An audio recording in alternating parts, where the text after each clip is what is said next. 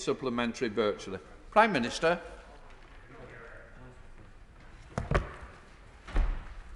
Thank you, Mr. Speaker. I know that the whole House will want to join me in sending our very best wishes to Her Majesty the Queen on her 95th birthday. Mr. Speaker, last night's verdict in Minneapolis delivered justice for the family and friends of George Floyd, and I know that the thoughts of the whole House remain with them. Mr. Speaker, I welcome the decision taken by the 6 English football teams not to join the European Super League. The announcement was the right result for football fans, for clubs and for communities across the country. Mr. Speaker, this morning I had meetings with ministerial colleagues and others. In addition to my duties in this House, I shall have further such meetings later today. Let's go to Ronnie Cowan. Ronnie. Thank you very much, Mr. Speaker. May I extend my good wishes to the Queen today in what must be difficult times. I hope she finds she's surrounded by friends and family, and she can find it within herself to take some time to celebrate her 95th birthday. I know the Prime Minister is not a supporter of basic income, but given that Hull, Belfast, Norwich, Leeds, Lambeth, Guildford, Swansea and Glasgow, along with 24 other councils around the United Kingdom, have expressed a desire to run pilot schemes which will enhance all our knowledge of the pros and the cons, will the Prime Minister consider facilitating any pilot projects in the United Kingdom? And has the UK government considered any research into basic income? And if so, what? Prime Minister. I'm grateful to the honourable member for his support for a UK-wide proposal. And I trust he understands the irony of that when you consider, Mr. Speaker, that his party, as I understand it, is still hell-bent on calling an irresponsible referendum on breaking up the United Kingdom. Let's go to Dr. Luke Evans. Luke. Thank you, Mr. Speaker. And as we come out of lockdown and look to the summer, many people are going to be concerned about their body image. And we know that there are 1.25 million people who suffer with eating disorders and 1 million people using steroids, and that number's getting worse. The Women Inequalities Committee 2 weeks ago released a report on body image, and they concluded that, I quote, doctored photos promoting unachievable body images were having a detrimental impact. So would the Prime Minister consider all options, including labelling digitally altered images, to help deal with the issues raised of body image? Prime Minister. Mr. Speaker, my honourable friend is raising a very important point, and I think he and the whole House are aware of the pressure that young people in particular can feel as a result of doctored images, and as part of the online advertising, the consultation on the online advertising programme, we will look at what we can do, and I know that we will be responding to the Select Committee's report in due course. We now come to the Leader of the Opposition, Keir Starmer.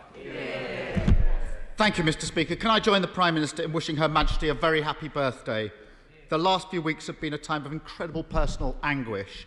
We all send Her Majesty and the royal family our very best wishes. Can I also join the Prime Minister in his comments about the verdict in the George Floyd case, justice in that case? And even as an Arsenal season ticket holder, can I join him in his comments about the European Super League, which would have destroyed football, and we now need to get on with the other changes that are necessary. And finally, Mr. Speaker, can I also send my condolences to the family of Frank Judd, who died earlier this week. Frank was a much-loved member of this House and the other place for many decades, and highly respected as a Labour minister, a great internationalist and campaigner for peace and human rights, and he will be sadly missed. What does the Prime Minister think is the right thing to do if he receives a text message from a billionaire Conservative supporter asking him to fix tax rules? Prime Minister. Mr. Speaker, first of all, I echo the Right Honourable Gentleman's remarks about Frank Judd. And can I say to him, in response to his question, that if he's referring to the request from James Dyson, I make absolutely no apology at all Mr. Speaker, for shifting heaven and earth and doing everything I possibly could, as I think any Prime Minister would in those circumstances, to secure ventilators for the people of this country and to save lives and to roll out a ventilator procurement which the Labour-controlled Public Accounts Committee themselves said was a benchmark for procurement. Mr. Speaker, let's be clear what these texts show. The Prime Minister was lobbied by a wealthy businessman and a close friend for a change in the tax rules. Tax rules. The Prime Minister responded, "I'll fix it." Then, after a discussion with the Chancellor, who everybody seems to be lobbying these days, the Prime Minister texted his friend to say, "It's fixed." How many other people with the Prime Minister's personal number has he given preferential treatment to? Prime Minister.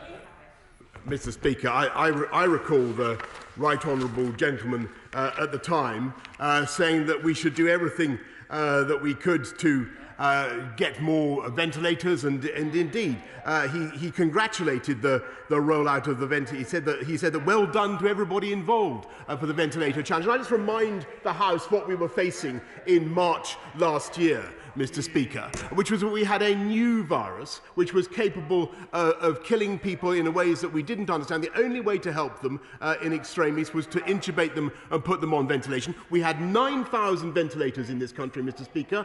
We secured 22,000 as a result of that ventilator challenge. I think it was entirely the right thing to do, to work with all potential makers of ventilators at that time, Mr. Speaker. And by the way, so does the former leader of the Labour Party, a man to whom I think he should listen, Tony Blair. Keir Starmer. Mr. Speaker, I'm surprised the Prime Minister brings up former leaders, since it's his former leader, his friend, I think, Dave, who's at the heart of much of this. And I acknowledge thousands of businesses stepped up during the pandemic. That was a good thing, and we celebrate that. The difference is they didn't all have the chance to text the Prime Minister, ask him to fix the tax situation in exchange for doing that. That's the difference. At the heart of this scandal are people's jobs and wasted taxpayers' money. Take, for example, the thousands of jobs at Liberty Steel that are on the line, in Hartlepool, in Rotherham and elsewhere, following the collapse of Greensill Capital. The Prime Minister hasn't fixed that. In fact, he's done nothing to help steelworkers. Is it now, quite literally, one rule for those that have got the Prime Minister's phone number, another for everybody else? Prime Minister. Mr. Speaker, he calls it a scandal. He voted for the changes that we brought in. He called our ventilator challenge an outstanding success, and I think he was completely right. This is a government that gets on and delivers for people in distress and delivers on the people's priorities. And yes, of course, I'm concerned for the families of steelworkers up and down the country. That's why the Business Secretary has been meeting with the unions and with the management of Liberty Steel repeatedly over the last few days. But we believe in British Steel, Mr. Speaker. It was under the last Labour government that jobs in steel fell by more than 50% and output fell by more than 50%. We've now got a 5 million tonne pipeline of British steel with our massive infrastructure investments, and we intend to use our new freedoms under Brexit to make sure that procurement goes to British companies, Mr. Speaker. Keir Starmer. Well, he says we believe in British Steel. Well, do something. I have to say to the Prime Minister, steel workers waking up this morning will find it deeply offensive to hear the Prime Minister boasting to his friends that he's the First Lord of the Treasury and we can give you the backing we need. He won't give the steelworkers the backing that they need. Mr. Speaker, this shows once again that favours, privileged access, tax breaks for mates, they're the main currency of this Conservative government.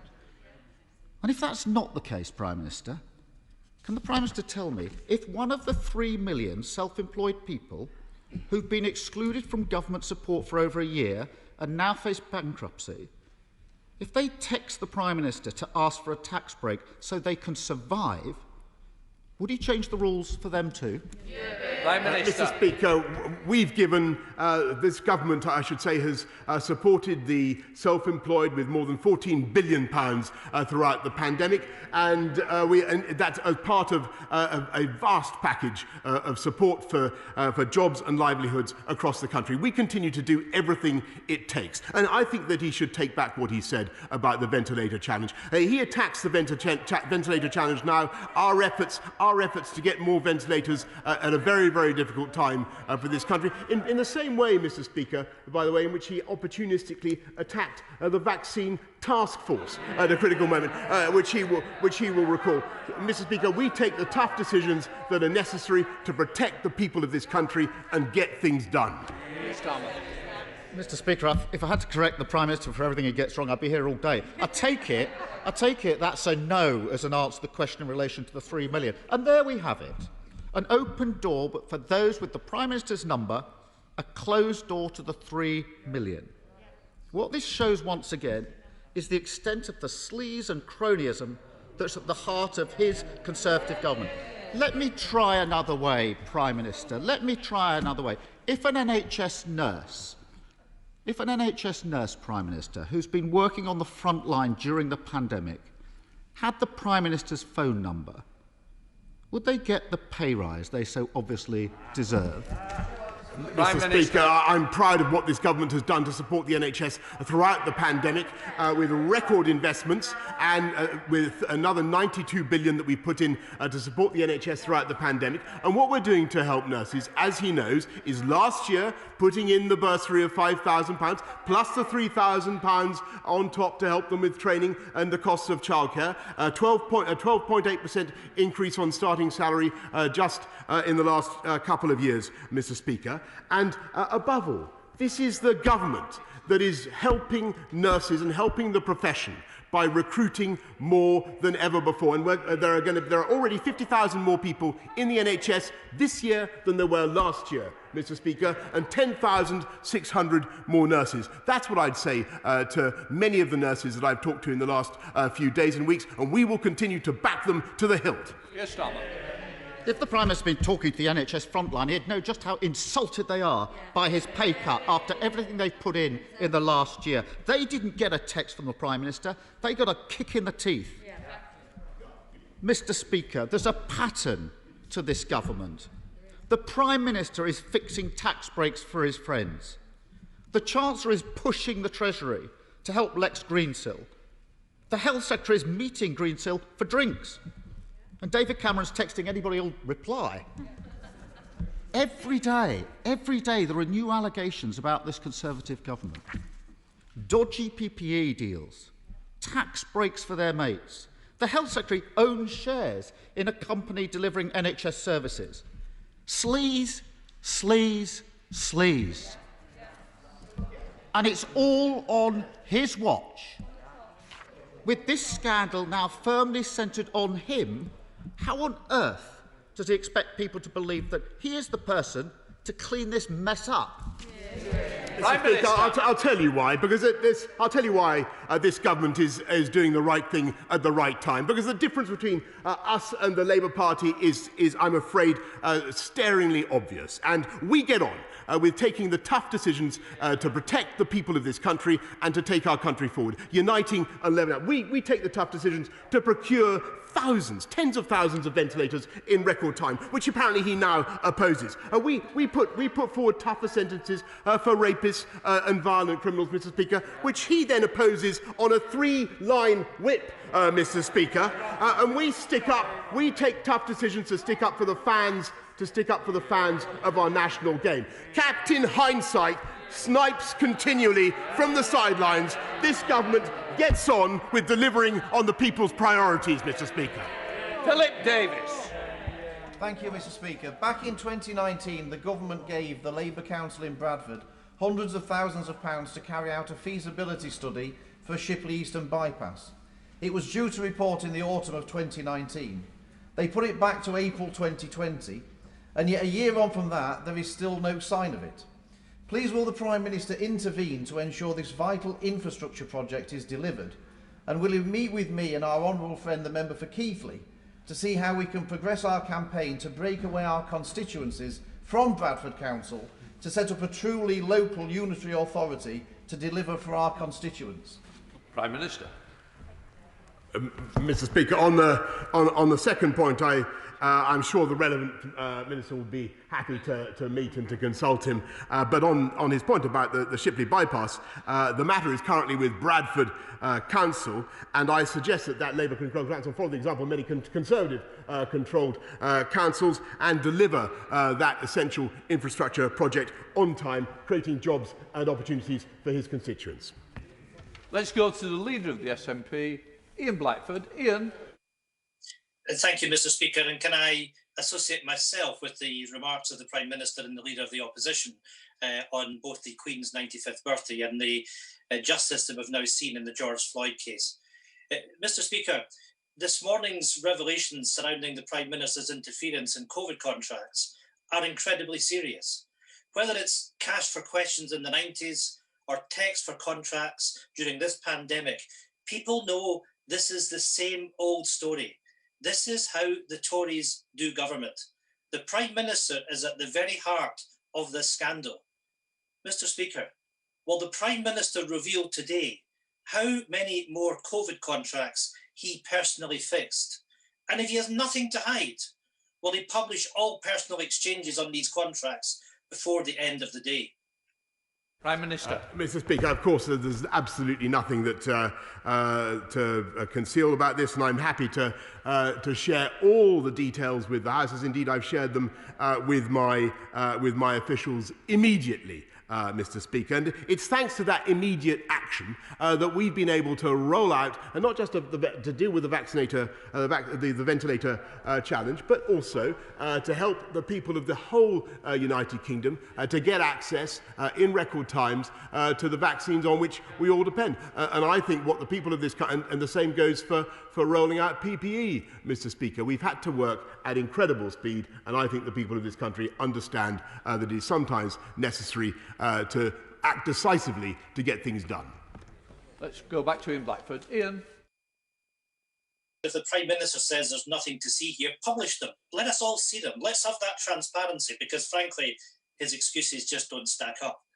Last March, the Prime Minister and the Chancellor had all the time in the world to fix contracts for a closey club of friends and Tory donors, but didn't have any time to support the millions of self-employed. Those 3 million people didn't have a David Cameron or a James Dyson to text the Prime Minister for them.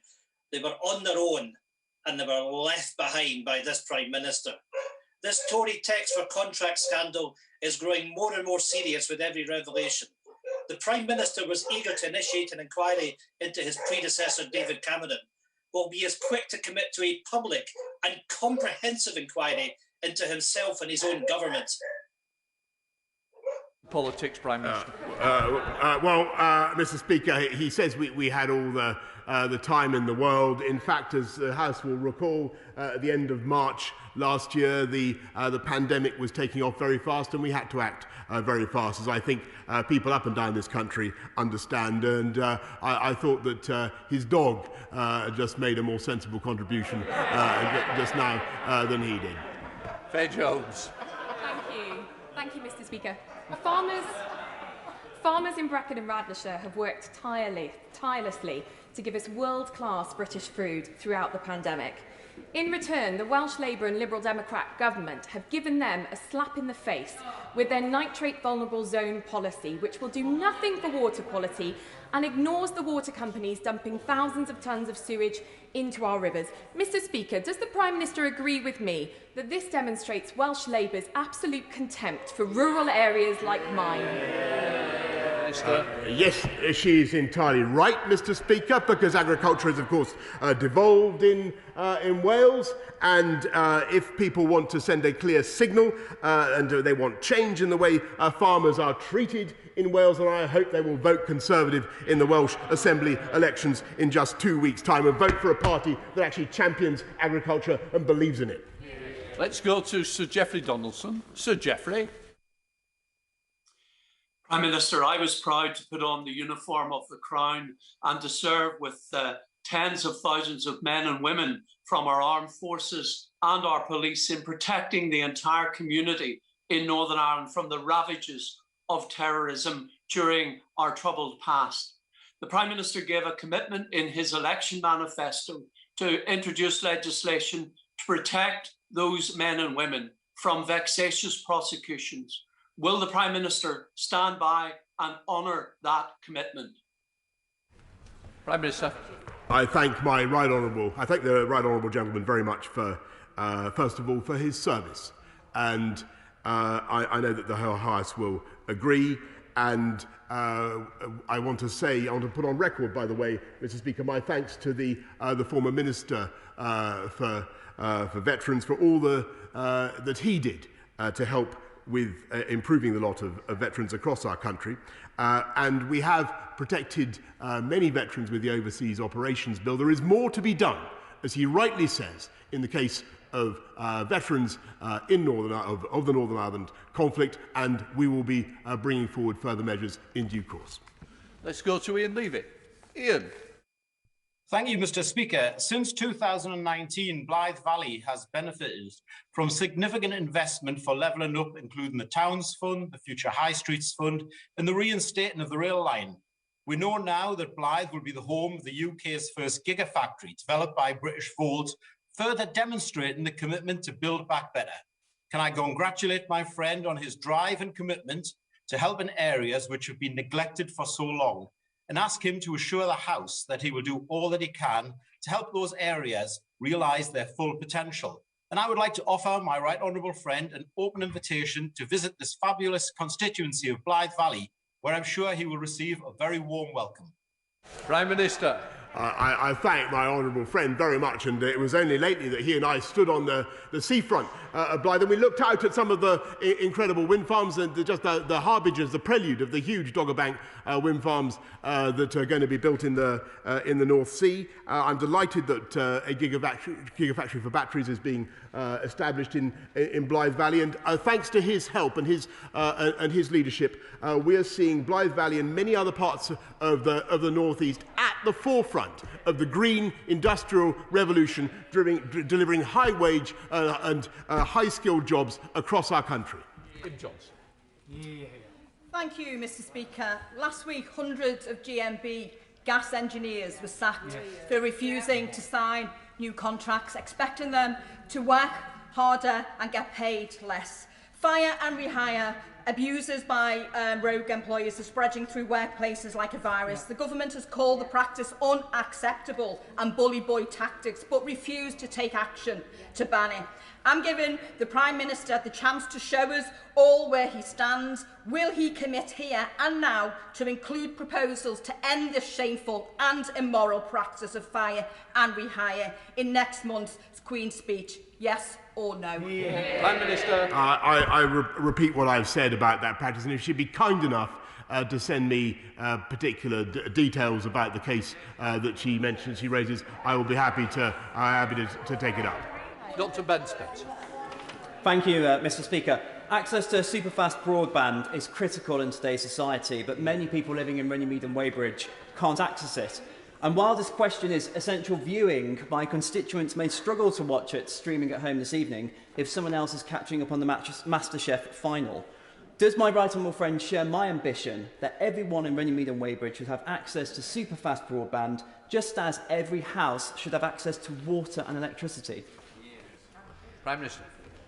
I thank my honourable friend, and he's entirely right, and that's why we've massively accelerated the rollout of gigabit broadband, superfast broadband and gigabit broadband, and coverage of reliable gigabit broadband was just 9% when this government took over. It will be 60% by the end of this year, and we're driving it up across the whole country, uniting and levelling up and unleashing the potential of the entire of the UK.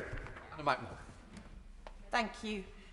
Day after day, we see more corruption come to light.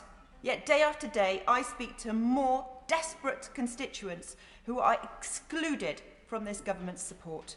People who've lost livelihoods, homes, businesses built up over the years and been unable to put food on their table. And yet it seems all they needed was the Prime Minister or Chancellor's phone number. Frankly, I'm ashamed on behalf of this country. So will the Prime Minister and Chancellor now take the calls of my constituents in Cardiff North and meet with me and them to discuss how they can rebuild their lives after losing so much? Prime Minister. Mr. Speaker, I'm proud of the rollout of the ventilators, 30,000 that we delivered from scratch. I'm proud of it. I'm proud of the decisions that we took. I'm proud of what we did, criticised by the Labour Party, to roll out vaccines at record speed. I'm proud of what we did to support the people of this country throughout the pandemic with an overall package of £407 billion to support the people of this country. And this country will bounce back all the better and all the stronger because of the strong economy that we ensured that this country had going into the crisis, which would have been impossible, Mr. Speaker, under a Labour government. And that is what she should tell her constituents. Andrew Rosner. Mr. Speaker, I was deeply concerned at the weekend following reports in the Sunday Express that the statue of the great United States President Ronald Reagan, which once stood in Grosvenor Square, has been removed and remains out of public sight. I know the Prime Minister will agree with me that President Reagan was a true friend to the United Kingdom who, alongside Margaret Thatcher, ended the Cold War and supported Britain during the liberation of the Falkland Islands. Now that our American friends have moved to a new embassy in Wandsworth, would the Prime Minister agree with me that President Reagan's statue should be moved to a more prominent location on Parliament Square so that visitors from home and across the globe can honour this remarkable man? Prime Minister. Did you notice, Mr. Speaker, how the benches opposite recoiled at the idea of the recapture of the Falkland Islands, when you've just heard an honourable member say that she was ashamed of her country, Mr. Speaker? It is no wonder that people take that kind of attitude. I think that he's entirely right in what he says about President Reagan. I think he was a very distinguished president. It's not up to me to install a statue for him. I think that's for the Greater London Authority. I think he has to appeal to the current Mayor of London, or let's hope there's a new one to do justice to the memory of Ronald Reagan. Let's go to Dr. Philippa Whitford. Philippa. Thank you very much, Mr. Speaker. Polio, a disease that kills and maims children, has been eliminated in all but one region of the world due to the incredible work of the Global Polio Eradication Initiative. In 2019, the UK International Development Secretary pledged £400 million to the programme, as he said to do otherwise would risk a return to thousands of new polio cases every year. So will the Prime Minister now reassure the House that he will honour that commitment? Yes, Mr. Speaker, the Global Polio Eradication Initiative has been backed by £1.37 billion in UK aid since 1995. And as she rightly says, there are many proud successes of that programme and polio across the planet, very largely thanks to the help of the British taxpayer, has been almost eliminated. Let's go to Saki Bhatti. Saki. Thank you, Mr. Speaker. I'm pleased that common sense has prevailed and that all 6 English clubs have now committed to withdrawing from the European Super League. Does my right honourable friend agree that if we are to protect the beautiful game further, football clubs must put fans at the heart of their decision-making? Prime Minister. Yes, I do, Mr. Speaker, and I think that one of the most worrying features about the European Super League proposals is that they would have taken clubs that take their names from great famous British towns and cities, English towns and cities, and turned them just into global brands with no relation to the fans, to the communities that gave them life and that give them the most love and support. And that was, in my view, totally wrong, to say nothing of the lack of competition. And it's entirely right that my honourable friend, the member for Chatham and Aylesfield, will do a root and branch investigation into the governance of football and into what we can do to promote the role of fans in that governance. Brown. Thank you, Mr. Speaker. The Prime Minister will be aware that opinion polls continue to show a majority in favour of Scottish independence. Does he agree that one factor is the fact that we've been lumbered with a Prime Minister who thinks that a pound spent in Croydon is of more value to the country than a pound spent in Strathclyde? Prime Minister. Mr. Speaker, I think what the people of Scotland need is a government and administration in Scotland that spends the taxpayers' money in Scotland better and more wisely, because the results, I'm afraid, of the Scottish Nationalist Party are dismal. They're failing on education, they're failing on crime, they're failing on their taxation policies, Mr. Speaker, and no wonder all they can talk about is another irresponsible referendum and breaking up this country. Griffith. Thank you, Mr. Speaker. Recycling is one way in which we can all individually tackle the climate crisis. Will he join me in congratulating West Sussex County Council on recycling 53% of their household waste, a level that's almost double that of neighbouring Brighton Council? Yeah, Minister. My honourable friend draws attention to a very valuable and important point, which is across the country, Mr. Speaker, it is Conservative councils that keep your council tax low, overwhelmingly, and deliver better services, such as recycling. And he's absolutely right to laud the efforts of the Conservative-led council in West Sussex, Mr. Speaker. Let's go to Carl Turner. Carl. In a recent Conservative Party political broadcast, the Home Secretary claimed that only Conservative police and crime commissioners are responsible for increasing police officer numbers. Yet Humberside's Police and Crime Commissioner, Keith Hunter, has put well over 500 additional officers on our streets since 2016, the largest proportionate increase in the country, and was doing so well before the government pledged to reverse their own cuts. So will the Prime Minister take this opportunity to do the decent thing, correct the record, and congratulate Keith Hunter from taking Humberside Police from the worst performing force to one of the best in his time as Police and Crime Commissioner? Prime Minister. Mr. Speaker, I'm afraid I don't wish to be to sound like a stickler for accuracy here, Mr. Speaker. But since becoming Humberside's PCC, which is my normal position, Mr. Speaker, as you know, since becoming Humberside's PCC in 2016, the force has recruited 434 officers. Of these, 129 have been recruited as part of the government's 20,000 drive. And Mr. Hunter himself praised the government's police recruitment strategy, saying the government's target had lifted officer numbers in Humberside above 2,000. So I think it'd be fair to say that Mr. Hunter's efforts, however laudable they may be, would have been impossible without the determination of this government to recruit more police officers and put them out on the street. Mitchell. Thank you, Mr. Speaker. When my right honourable friend visited the West Midlands earlier this week to meet with our brilliant Mayor, Andy Street, was he aware that the Mayor has increased by sevenfold the investment in transport, and we now have 108 new shiny carriages for the cross-city line? What advice does my right honourable friend have for my constituents in the royal town of Sutton Coldfield on May the 6th? Ball's on the penalty spot. Come on, Brad. Mr. Speaker,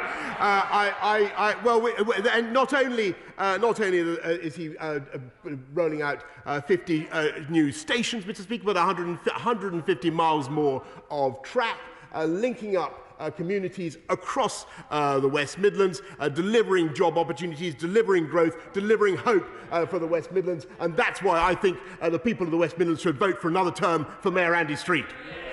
Let's bring in the goalkeeper, John Speller. I shall decline that invitation as a West Midlands voter. But the Prime Minister earlier said he would use new freedoms to ensure that they buy British steel. And over the last year, the difficulties with PPE provision and vaccine production has demonstrated very clearly the risk of neglecting British production capacity, let alone the impact on the prosperity and levelling up agendas. So, Prime Minister, will you now instruct government ministers, civil servants and other public bodies that when purchasing goods and services, they must buy British first? Prime Minister. Yes, of course, Mr. Speaker, and look at what we're achieving. Because since the PPE crisis began, since the pandemic began, we've turned things round. We've procured 32 billion items of PPE, and 85% of it can now be made in this country, which was completely impossible before the pandemic began. Look at what's happening on vaccines, where we've got the Valneva factory in Scotland, we've got Novavax in Teesside, which is going to be absolutely indispensable for our future success. And those investments will not only help us to protect our country against pandemics for the future, they will help us to drive jobs and prosperity for the long term across the whole of the UK. Order. I would like to update the House on some news from the House of Lords. I'm informed that Lord McFall of Elcleve, has been successfully elected to the position of Lord Speaker. I have known John McFall since I was elected the MP for Chorley in 1997, and you couldn't find a nicer, kinder and more welcoming politician. Not only was he an extremely hard-working constituency MP, he played leading roles as Chairman of the Commons Treasury Select Committee in holding the banking sector to account following the financial crash of 2008 and 2009, and for the past 5 years he's served with distinction as Senior Deputy Speaker of the House of Lords, demonstrating a zeal for impartiality, fair-mindedness. I believe that his collaborative style and experience has proved that he will be an exceptionally well qualified to take over the duties as Lord Speaker.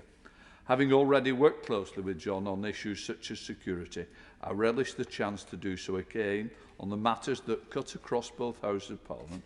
May I send congratulations on behalf of the whole House, and I also want to send my best wishes to Lord Fowler, who has been the Lord Speaker, and I wish Lord Fowler, Norman, well in the next stage of his illustrious career that we know well. So I just wanted to inform the House. Point of order. Point of order has come up. Oh, sorry. Yep. Sorry. Nick Point of order, Nick Smith. No, they come now. Thank you, Mr. Speaker. I have constituents at Liberty Steel, and I've been trying to make sense of its financial relationship with Greensill Capital. I raised the issue of lobbying with the Chancellor of the Duchy of Lancaster and asked him about possible contact with the former Prime Minister David Cameron. I've asked the same of the Governor at the Bank of England. Now, in answer to my named day parliamentary question of the 29th of March is long overdue. Mr. Speaker, can you please advise on how ministers should respond in a timely way to reasonable questions asked by members of this House? Can I first of all thank the honourable member for giving me notice of his point of order.